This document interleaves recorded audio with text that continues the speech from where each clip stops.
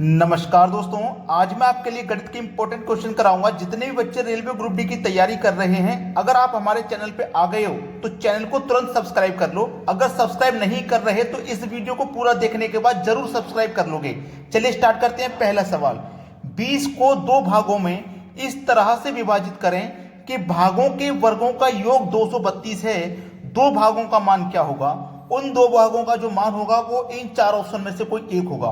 तो पहले ऑप्शन में दिया गया 6 और 14, क्या उन भागों का मान 6 14 होगा?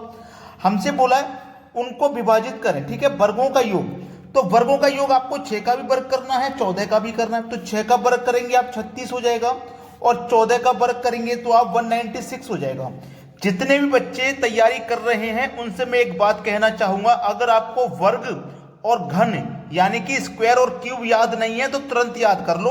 कम से कम 20 तक तो आपको याद होने चाहिए, 20 तक स्क्वायर और 20 तक क्यूब। अब इनको क्या करोगे? इनका योग हमसे पूछा है कि 232 होना चाहिए। अब देखो इनका योग 232 आ रहा है क्या?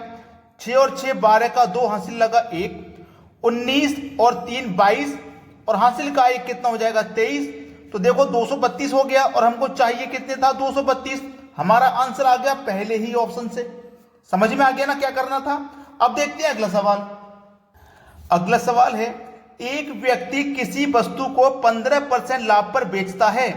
यदि उसने इसे 6 रुपए अधिक पर बेचा होता तो इसे 18% का लाभ होता है। व्यक्ति ने वह वस्तु कितने रुपए में खरीदी थी? इतना अच्छा सवाल दिया गया है, देखिएगा। 15% लाभ पर बेचता है तो उसने इसे 6 रुपए अधिक पर बेचा होता तो 18% का लाभ होता। पहले कितने का लाभ था? 15% का। बाद में कितने का लाभ हुआ? 18% का। 15% से 18% पे पहुंचे तो लाभ में वृद्धि कितने की हुई? 3% की। और रुपए में वृद्धि कितने की हुई? 6 रुपए की। तो 6 रुपए कितने के बराबर है? 3% का मान 6। तो 1% का मान कितना हो जाएगा? 2। 1% का मान 2।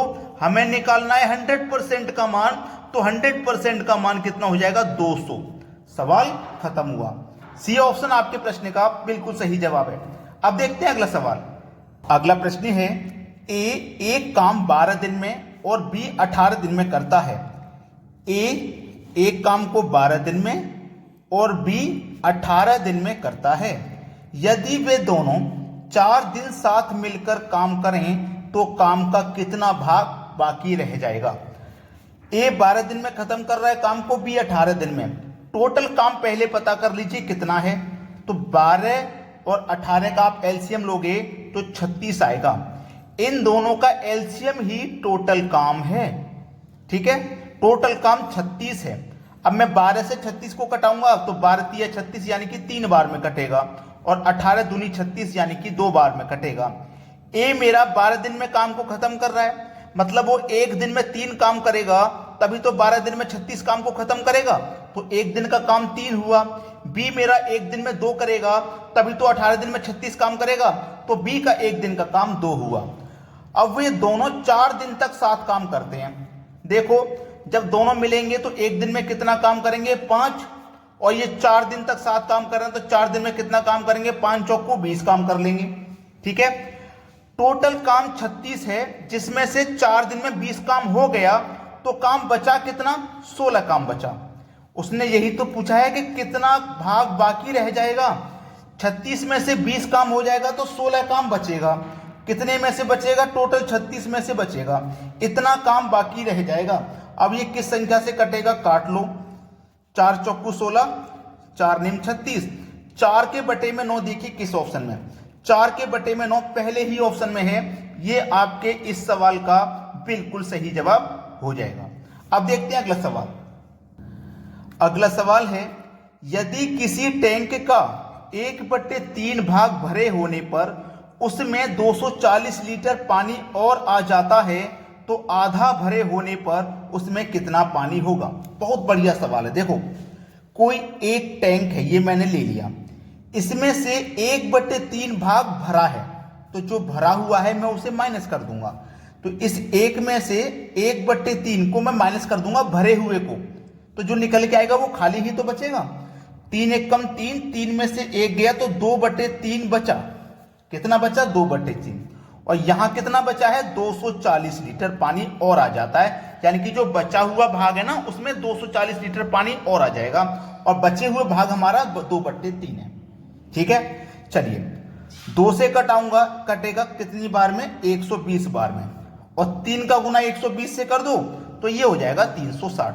इसका मतलब ये हुआ जो टोटल टैंक है हमारा वो 360 लीटर का है।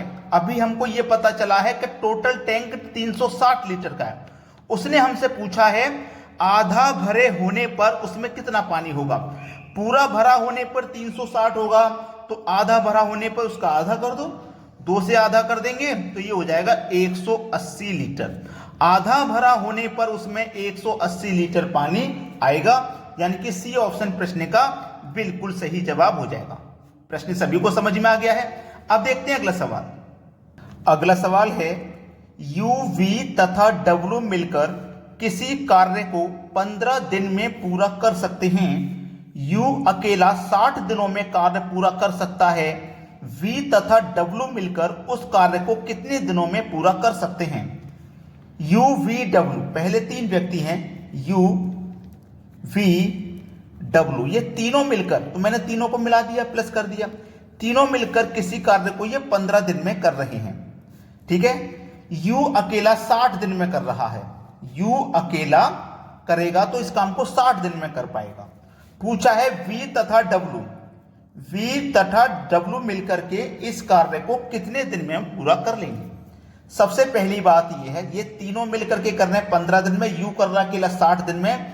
अगर आप इसका एलसीएम ले लोगे तो टोटल काम आपको पता लगेगा। 15 60 का एलसीएम हो जाएगा 60।